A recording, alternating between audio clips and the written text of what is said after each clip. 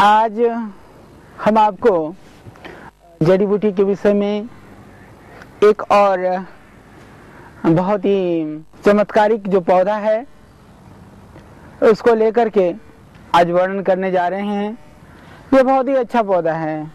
गांव में या जहाँ पर यह पौधा दिख जाता है या मिल जाता है, बच्चों के लिए एक आनंद और कुतूहल प्रदान करता है। जैसा कि मैंने आपको पहले भी बताया है कि वास्तव में जड़ी बूटियाँ सेवन करने पर निरोग बनाती हैं। आपको देखने मात्र से भी वो आपको आनंद देती हैं, प्रसन्नता से भर देती हैं। इसी तरह से ये पौधा, जिस पौधे के बीच में मैं बैठा हूँ, हालांकि यह पौधा थोड़ा कटीला है, कांटे भी हैं इसके अंदर, पर फिर भी बहुत ही सुंदर और बहुत ही अच्छा पौधा है। इसके संदर्भ में मैं आपको अधिक क्या बताऊं, थोड़े से इसके गुण को मैं दिखाता हूं। आप देखें, मेरे सामने पर है। जैसे अब यह एक, आप इस पत्ती को देखिए। इस पत्ती को आप देखते हुए आप ये अनुभव कीजिए। यह आपने देखा, ये खिला हुआ पत्ता, ये धीरे धीरे छूने से ये मुरझा जाता है। आप समझ रहे होंगे ये क्या पौधा है। अब देखिए, ये पूरा खिला हुआ पौधा है और अभी ये जो है ये छूने से ये मुरझा जाता है। ये आपने देखा, ये सारे जो खिले हुए पौधे थे सब एक क्षण में मुरझा गए। ये बहुत ही नाजुक है। देखिए, इतना खिलता हुआ पत्ती, आप देख सकते हैं कि ये पत्ती कैसे मुरझा गई। मैं बहुत सावधानी से इसको तोड़ करके आपको दिखाता हूँ। यह आप खिलते हुए पत्ते को मेरे हाथ में देख रहे हैं और इस पत्ती को आप देखिए, ये आपने देखा धीरे धीरे ये मुरझाया और ये पूरी तरह से मुरझा गया।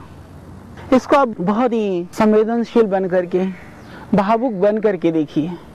लोग कहते हैं ये वनस्पतियां जड़ है, इसके अंदर कोई आत्मा नहीं है।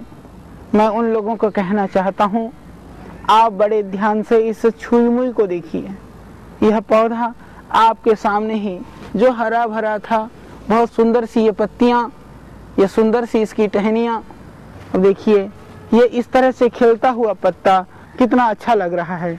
आप देख रहे हैं, इसको छूने मात्र से ये अपने आप ही ये मुरझा रहा है। धीरे धीरे ये मुरझा जाता है।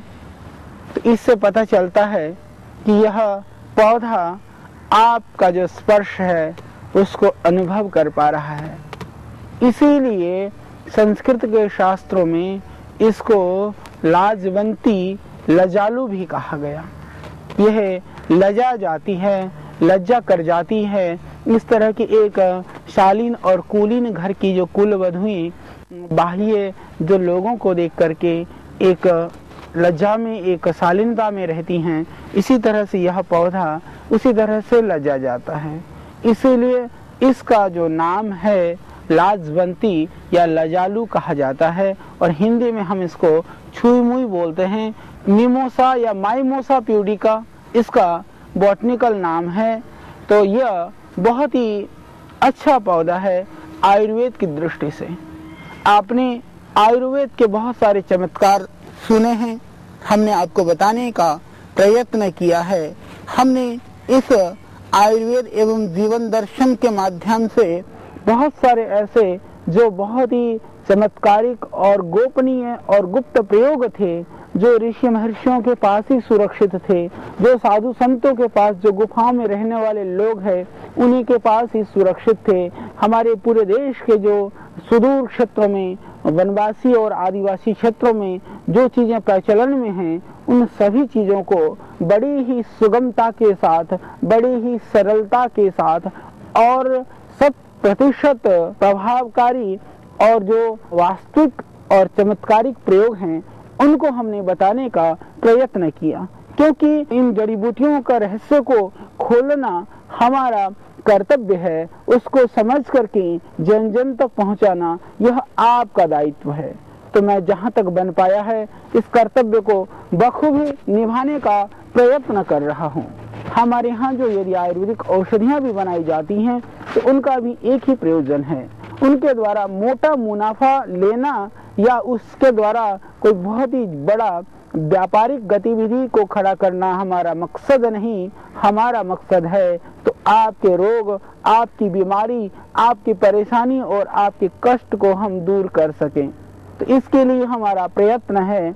उसी प्रयत्न के तहत हम जंगलों में, नदियों में, नालों में और जहाँ पर आदमी जा नहीं सकता, जहाँ पर आदमी बैठ नहीं सकता, ये कटीला पौधा है जिसके ऊपर मैं बैठा हूँ, हम प्रयत्न कर रहे हैं कि हम किसी भी तरह से आपको, हमारे देशवासियों को हम सुखी, निरामय और निरोग देख सकें, उनके रोगों को, उनके दुखों को हम दूर कर सकें। मैं समझता हूँ कि एक भी रोते हुए जीवन में यदि हम हास्य ला सके, एक भी दुखी जीवन के अंदर हम मुस्कुराहट ला सके, तो वास्तव में रोदन को मुस्कुराहट में यदि हम बदल सकें, यही हमारा लक्ष्य है।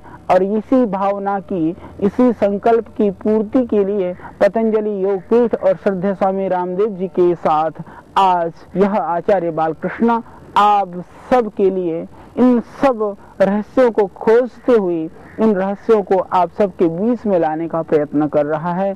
तो आइए, आप बनी हुई औषधियों के द्वारा भी आप निरोग हो सकते हैं, बिना औषधि के द्वारा, प्राणायाम के द्वारा भी निरोग हो सकते हैं। आलस्य प्रमाद छोड़ते हुए आप इन औषधियों के सेवन के द्वारा आप निरोग हों, स्वस्थ हों। यदि दवाइयों से बच सकते हैं तो और भी बचिए, नहीं बच सकते हैं, ऐसी स्थिति में है बीमारी, तो इन जड़ी बूटियों के द्वारा बनी हुई औषधियों का आश्रय लीजिए।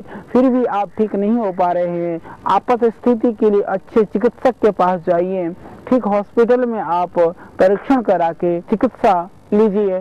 तो हमारा मकसद है कि यदि आप सामर्थ्यवान हैं, फिर भी विविध चिकित्साओं को कराते हुए भी आप ठीक नहीं हो पा रहे हैं, तो हम आपको इन जड़ी बूटियों के द्वारा, योग के द्वारा ठीक करना चाहते हैं और आप ठीक हों, हमारा यही संकल्प है।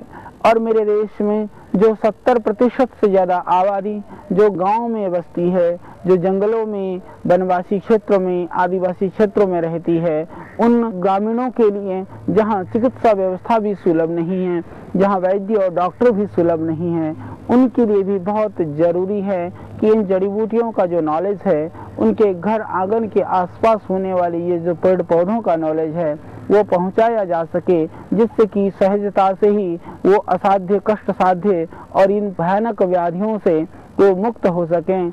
इसके लिए यह हमारा पुनीत प्रयत्न है। तो आप इस मिशन के एक सहभागी और एक सहयोगी बनते हुए इस मिशन को आगे बढ़ाने में हमारा साथ दें।